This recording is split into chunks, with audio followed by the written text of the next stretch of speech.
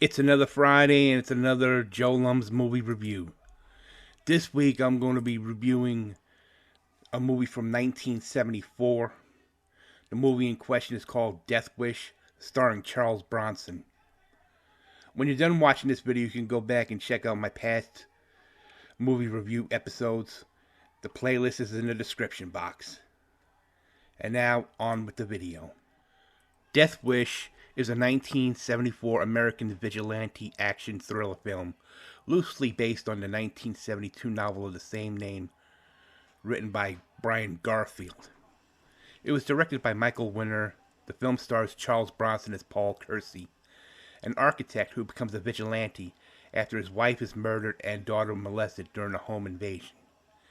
It was the first film of the Death Wish film series. It was followed 8 years later with Death Wish 2 and other similar films. At the time, the film was criticized for its apparent support of vigilantism and advocating unlimited punishment of criminals. Allegedly, the novel denounced vigilantism, whereas the film embraced the notion. The film was a commercial success and resonated with the public in the United States, which was experiencing an increase in crime rates during the 1970s. Once again, the film was based on Brian Garfield's 1972 novel Death Wish. Garfield was inspired to use the theme of vigilantism following incidents in his personal life. In one incident, his wife's purse was stolen. In another, his car was vandalized. His initial thought each time was that he could kill the son of a bitch responsible, quote unquote. He later considered that these were primitive thoughts contemplated in an unguarded moment. He then thought of writing a novel about a man who entered that way of thinking in a moment of rage and then never emerged from it. The original novel received favorable reviews, but was not a bestseller. Garfield sold screen rights to both Death Wish and Relentless to the only film producers who approached him, Hal Landers and Bobby Roberts. He was offered a chance to write a screenplay adapting one of the two novels, and he chose Relentless. He simply considered it the easier of the two to turn it into a film. Wendell Mayers was then hired to write the screenplay for Death Wish. He preserved the basic structure of the novel and much of the philosophical dialogue. It was his idea to turn police detective Frank Ochoa into a major character of the film. His early drafts for the screenplay had different endings from the final one. In one, he followed an idea from Garfield. The vigilante confronts the three thugs who attacked his family and ends up dead in their hands. Ochoa discovers the dead man's weapon and considers following in his footsteps.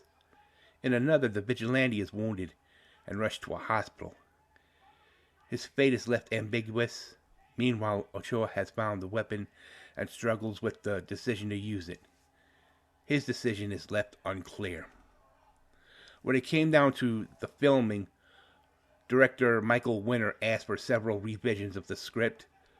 Both the novel and the original script had no scenes showing Vigilante interacting with his wife. Winner decided to include a prologue depicting a happy relationship, so the prologue of the film depicts a couple vacationing in Hawaii. The early draft of the script had the vigilante being inspired by seeing a fight scene in the Western film High Noon. Michael Winner decided on a more elaborate scene involving a fight scene in a recreation of the Wild West taking place in Tucson, Arizona. The final script had the vigilante making an occasional reference to Westerns while confronting an armed mugger. He challenges him to draw. Kersey tells him, "Fill your hand." Fill your hand. The same challenge issued by the Western movie icon John Wayne to his main opponent in the climactic shootout in 1969's True Grit. When Ochoa tells him to get out of town, he asks if he has until sundown to do so. The killing in the subway station was supposed to remain off-screen in Mayers' script, but Winner decided to turn this into an actual brutal scene. A minor argument occurred when it came to a shooting location for the film. Bronson asked for a California-based location so that he can visit his family in Bel Air, Los Angeles, California. Winter insisted on New York City, and De Laurentiis agreed. Ultimately, Bronson backed down. Death Wish was shot on location in New York City from mid-January to mid-April of 1974. Death Wish was first released to American audiences in July of 1974. The world premiere took place on July 24th in the Loews Theater in New York. During the whole production, the crew members had to wear face masks due to the freezing temperatures that made the water in their eyes freeze. We get to the plot of the film. Paul Kersey is a middle-aged architect who lives in Manhattan with his wife Joanna. One day, Joanna and their grown daughter are followed home by three muggers. The trio invaded the Kersey apartment by posing as delivery men. Discovering that the women only had $7 on them, the goons beat up Joanna and sexually assault Carol before fleeing. At the hospital, Joanna dies from her injuries. After her funeral, Paul has an encounter with a mugger. He fights back with a homemade weapon, causing the mugger to run away. Paul is left shaken and energized by the encounter. That his boss sends him to Tucson, Arizona to visit a man by the name of Amos Janeshill, a client with a residential development project. Paul is eventually invited to dinner by Amos at his gun club. He is impressed with Paul's pistol marksmanship at the target range. Amos then drives Paul back to Tucson and places a gift for his work into Paul's checked luggage. Back in Manhattan, Paul learns that Carol's mind has snapped due to the trauma and Joanna's death. She is now catatonic and elective mute, with great refusals to speak to her husband, Jack especially. With Paul's blessing, Jack commits Carol to a mental rehabilitation institute. Paul learns that Amos's gift is a revolver with ammunition.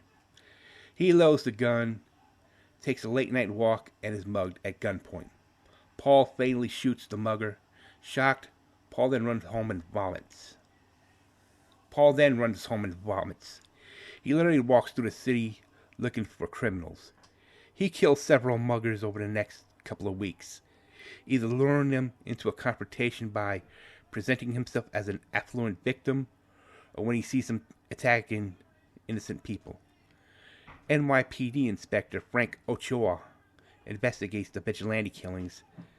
His department narrows it down to a list of men who have had family members recently killed by muggers and or war veterans.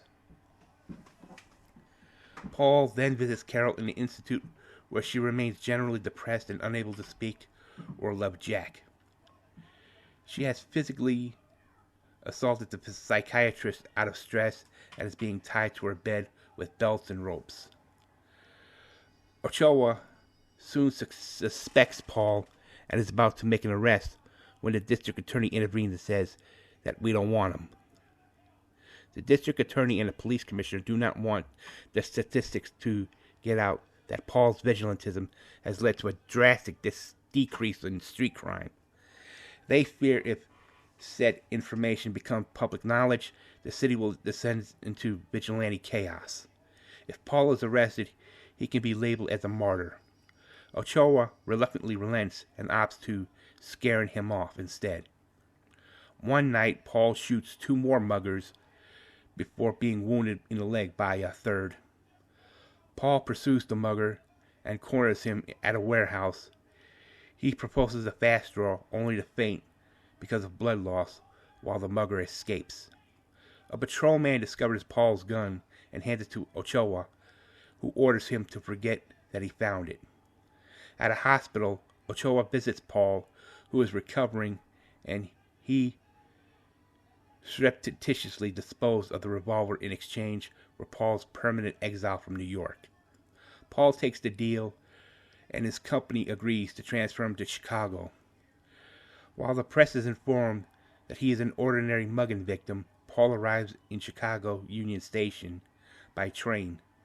Being greeted by a company of representatives, he notices hoodlums harassing a young woman. He excuses himself to help him. As the hoodlums mock him, Paul smiles, while making a finger gun at them. Death Wish was released in American theaters on July 24th, 1974. With a budget of $3.7 million to make, it did $20 to $22 million at the box office. You know, the reception of the film had mixed reviews from critics upon its release. Many critics were displeased with the film, considering it an immoral threat to society and encouragement of antisocial behavior. So what? Garfield was unhappy with the final project, calling the film incendiary, and stated that the film's sequels are all pointless and rancid since they advocate vigilantism, unlike his two novels, which makes the opposite argument. The film led him to rewrite a follow-up called Death Sentence, which was published a year after the film's release.